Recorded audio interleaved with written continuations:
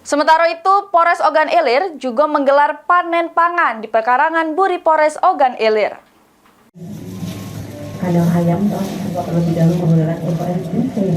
Kapolres Ogan Ilir AKBP Bagus Suryo Wibowo bersama Bayangkari memanen pangan di pekarangan Taman Lestari di Buri Polres Ogan Ilir. Panen pekarangan taman ini berupa hortikultura sayur terong, tomat, cabai, daun kemangi, jeruk kunci, kates, serta telur ayam.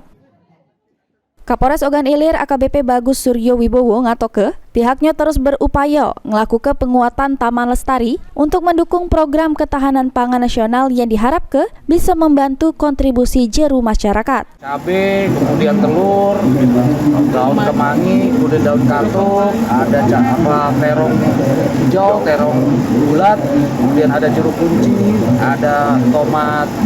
Kalau bahasanya sih cung. Nah, biasa dipakai buat sambal seruit ini, sambal cung. Berapa lama? Lama karena memang ini adalah program unggulan dari Bayangkari untuk seluruh Indonesia. Kebetulan di Ogan Ilir kita lokasi ada di belakang Polres, seperti rekan-rekan lihat semua di sini. Kurang lebih luasannya 20 kali 15 meter.